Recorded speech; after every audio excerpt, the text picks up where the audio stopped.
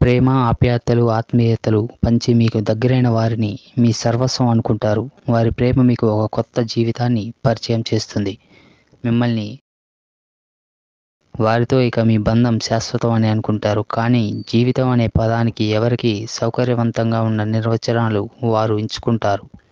అందువల్ల మీరు ప్రేమ బంధాన్ని ఒక్కసారి లోతుగా తరచి చూడండి. వారి సర్వస్వాన్ని మీరు అనుకుంటున్నారు సరే, మీరు ఇష్టపడిన వారు కూడా అనుకోవాలి. వారు కూడా మీరే సర్వస్వం అనుకుంటున్నారో లేదో తెలుసుకోవాలి. ప్రేమలో ఉన్నప్పుడు ఇలాంటి సూచనలు నచ్చవు, కానీ మీ ప్రేమ ఫెయిల్ అయితే మీరు జాగ్రత్తగా ఉండాలి. దురలవాట్లకు బానిసలై నిద్రలేని రాత్రులు గడిపి జీవితాన్ని నాశనం చేసుకునే వాళ్ళు ఎందరో. వారిది నిజమైన ప్రేమ, ఆకర్షణ, ఇంకేదైనా కారణమో తెలుసుకోవాలి. నిండా మునిగే వరకు చూస్తూ ఉంటే ఇక మీరు పాతాళం నుంచి కింద పడిపోతారు. చూస్తూ ఉంటే ఇక మీరు పాతాళం నుంచి పైకి లేవలేరు. మీ అనుకున్న వారి మాటల్లో మీకు ఎలాంటి అనుమానం కలగకపోవచ్చు. వారి ప్రేమలో నిజాయితీ కనిపించవచ్చు, కానీ మాటలు వ్యక్తపరచని అసలు వాస్తవాలు కొన్ని చేతల్లో కనిపించవచ్చు. మీరు ఇష్టపడిన వారి మనసులో మీరు కాకుండా ఇంకెవరైనా ఉంటే ఇట్టే తెలిసిపోతుంది. కేవలం ఒక సంఘటన ఉదాంతం కాకుండా కొన్ని వరుస సంకేతాలు మీరు అర్థం చేసుకోవాల్సి ఉంటుంది. వారి ప్రాధాన్యతలు మారడం, ఇతరులపై వేరే రూపంలో వారి ప్రేమను వ్యక్తపరచడం మీరు గమనించాల్సి ఉంటుంది. కానీ ఇందుకు కొన్ని హద్దులు ఉన్నాయి. మీలో ఇంతకు ముందులా ఆప్యాయంగా మాట్లాడడం లేకపోతే వారి ప్రేమ తగ్గిందా లేదా అనేది గమనించవచ్చు.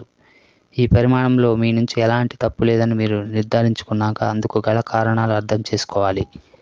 వారి జీవితంలో మీ జీవితంలో జరిగిన సంఘటనలను విశ్లేషించండి. వారు ఆశించింది మీ ద్వారా వారికి లభించలేదా, మీ ఇద్దరి జీవితంలోకి మూడో వ్యక్తి వచ్చారా వంటి సంకేతాలు గమనించాలి.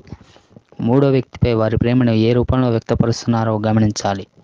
మీరు ప్రేమించిన వ్యక్తి అభిరుచులు మారడం, ప్రాధాన్యతలు మారడం, మీ పట్ల వారి భాష, వాయిస్ మారడం మీరు గమనించవచ్చు.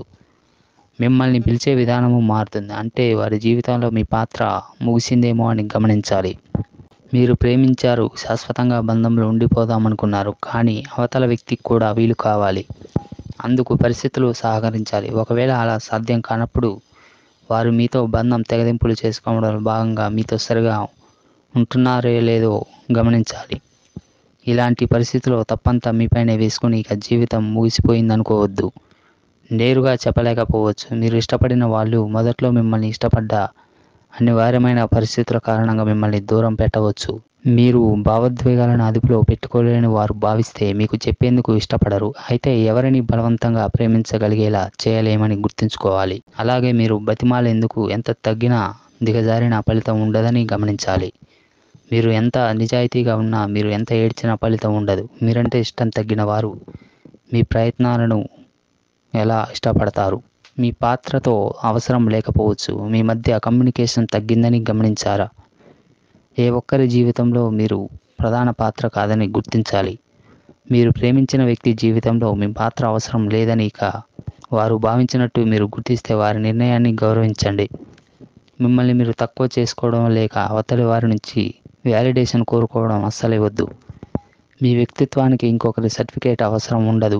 అలా కాకుండా మీరు ఆ గుండె గాయాన్ని మాననివ్వను అని అనుకుంటే మీరే నష్టపోతారు. మీరంటేనే నచ్చని వారు మీ గాయాలని, మీ బాధలను, మీ భావాలను పట్టించుకోరని అర్థం చేసుకోవాలి. మీ ప్రేమలో మీరు నిజాయితీగా ఉండొచ్చు. మీ బలహీనతలు, మీరు ఎదుర్కొంటున్న ప్రతికూలతలను అన్నీ షేర్ చేసుకొని ఉండొచ్చు. కానీ అవతల వ్యక్తికి అవి అసౌకర్యంగా ఉండొచ్చు. వీటిని స్వీకరించేందుకు వారు సిద్ధంగా ఉండకపోవచ్చు.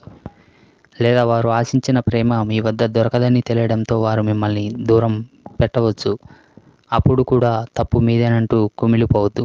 మీకు నెగిటివ్ సపోర్ట్ చేయలేని వారు, మీ బాధ్యతలను పంచుకోలేని వారు మీతో ఉన్నా మిమ్మల్ని ప్రేమించలేరని గుర్తించండి. అప్పటి వరకు టన్నుల కొద్దీ ప్రేమ చూపించిన వారు ఇప్పుడు టన్నుల కొద్దీ అయిష్టాన్ని ప్రదర్శించినా భరించండి. కానీ మీ విలువైన జీవితాన్ని కోల్పోవద్దు. మీ తప్పులకు మీరే బాధ్యులు. ఒకవేళ మీ తప్పు లేనట్టు మీరు నిర్ధారించుకుంటే మాత్రం మీరు చేయని తప్పుకు మీరు శిక్ష అనుభవించడం కరెక్ట్ కాదు. మనతో ఉండిపోయే వాళ్ళు వచ్చే వరకు వచ్చిన వాళ్ళందరూ వెళ్ళిపోతూనే ఉంటారు.